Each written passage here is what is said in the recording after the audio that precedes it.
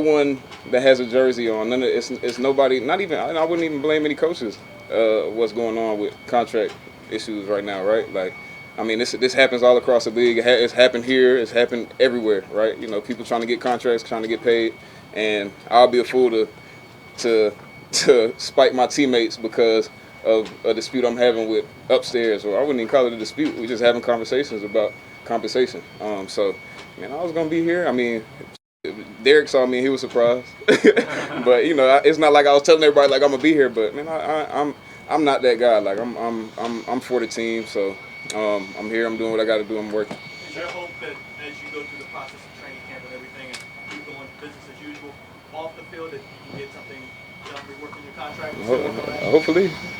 What then was the message of leaving early during minicamp? Just, you know, it's a little show of leverage, or what is it? Trying to get a contract done, and it just ain't been nothing happening. Like, it ain't been no real conversations or any, I would say, worthy conversations of contract. So that last day was just me saying, you know, that. I think there was a misconception about, oh, well, Alvin didn't say anything about contract, which I never do, really. I mean, it's just, you know, it's time. We've been talking about it a little bit. It hasn't been anything really meaningful. It's been kind of one side where they at, and I'm kind of like, nah. So I went to the crib. Is it more about money this year or looking ahead? Maybe looking ahead. I mean, and I've said it before, I want to be a Saint. You know what I'm saying? I want to retire here. If I got to play football somewhere else, I'll probably be somewhere with my feet kicked up in Africa somewhere or something like that. But, yeah, I want to be a Saint, and it's not, I don't know, I don't really, for me, I don't really watch football. I have everything football muted on my social, everything. Like, I don't even see what's going on. So, I don't know what people say, but just for me to set the record, I'm not asking for nothing. I'm not asking for nothing crazy where it's like, oh my gosh, we can't do that. You know, well, that's my perception of it. Whatever the perception is upstairs with whoever makes those decisions, it's obviously different than what my perception is. So, you know, we just carry on. I got to just do what I do, and I'll focus on what I got to do. It's obviously a fine line. So, do you feel like that message that you were trying to get across was received in the way you hoped it would? I don't know. I wouldn't. Maybe. I guess you got to ask who y'all feel like. You got to ask the question to whoever y'all feel like would answer that, had an answer for that. How do you separate the two, Alvin? How do you separate the two and not let one leak over to the other? What you mean? Like the contract and then the bit and this? A long time ago, and two people that I love dearly, Mark Ingram and Cam Jordan, they told me this business is conditional and don't take anything personal. And I've done a good job of that. So it's not really personal, it's just business. So any decisions that I make, it's not out of emotion. It's just we handling business, right? So you know, it's like playing chess. Somebody make a move, you gotta assess the situation, and then you make a move based on what that opponent makes. So not to say we're opponents, but you know, just analogy wise, but it's not personal. It just is what it is. I'm gonna come out here, work, do what I got to do, kick it with my teammates, and if something get done, it do. If not, then. Alvin, just started with you approaching them about wanting an extension, or they can't. I thought it was gonna get converted. Yeah. Yeah. And they talked about doing an extension. Yeah. And then there was other talks about other things that I'm not gonna get into. Sure. But I guess there were some feelings that I didn't do something, or I didn't do something that they wanted me to do, and we're here now. So I mean, it ain't really been too many conversations. I ain't had too many personal conversations with the parties involved. So. Well, I'm curious because with DeMario and Tyron, they got extensions along with like pay cuts this year. Is that something they wanted you to do at any point? Something like that, maybe. I mean, but we didn't even get to the point of really getting anywhere with an extension. It wasn't really a negotiation thing. I'll say that. What would you say it was? When they didn't restructure a contract, was that a concern for you and your agents? Because generally, you would assume if they restructure it, that means they're kind of looking long term and they restructured everyone else. Yeah, I mean, I was in Africa, and they was talking about that, and nothing really happened. So I was just enjoying my time in Africa, and we in July, almost August, and nothing has happened. And you know, I think I've always told you I want to be a Saint for a long time, for as long as my career goes. And that's really all I'm looking for, really. I mean, you know, some people say the money don't matter. The money does matter, but in the grand scheme of things, I made a lot of money, and I do well off the field also. So there's kind of like a feel of like, okay, well, you know, I wanted to be fair, but at the same time, I'm not chasing nothing. You know what I'm saying? As far as money goes, I'm not chasing nothing that's outlandish or that's like off-putting. That should be off-putting. So I don't know. I'm just doing my duty. You say should be off-putting. Do you think that the running back market itself kind of factors into?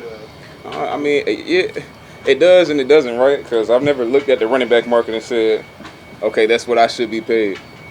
Because I mean, would y'all look at the running back market and be like, okay,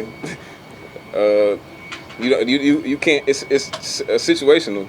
You can't compare everybody. Everybody's not the same. Just like if you want to go there, you could say, okay, well, the running back market is here, and then you look at a Christian and say, well, the running back market is this, so we can't pay him over this. Like, man, he deserved what he got. You know what I'm saying? Like, he got his money because he produced. So I don't look at the running back market. I'm looking at my situation, right? How much do you think they're looking at your last 2 years of production? With probably by your own standards, they weren't what they were 2 years before. Yeah. And factoring that into a decision to restructure you going forward. And I'm sure that's a point of emphasis when they're sitting there thinking about the business side of it and then moving forward. You know, I mean, it is what it is. Personally, I'm not gonna get into what they talking about because I don't know. I don't sit in those meetings. But for me, it was obviously disappointing the past 2 years I had, and I'm not gonna point fingers at what it was or what. I just know I don't feel like I'm on a decline. I feel like I could play for 4 or 5 more years if I want to. You know, if it goes there. But you know, I think that's probably part of the conversation. And then, you know, at this position, we always get the age thrown at us, right? It's an aging running back. He's aging. He's almost 30 or this, that. So there's a hesitancy. There's like a reluctancy to commit to an aging body at this position. And, you know, it just, like I said, it's situational, but at the same time, it is what it is. I mean, I'm here. I'm going to come out here and do what I do. My bones don't hurt. My legs are working. My hands work. I don't feel like I have aging running back body syndrome. You think it's confident that something can get done? And if not, have you started thinking about what might come next from you if something doesn't get done? Am I confident that something can get done? If something doesn't get done,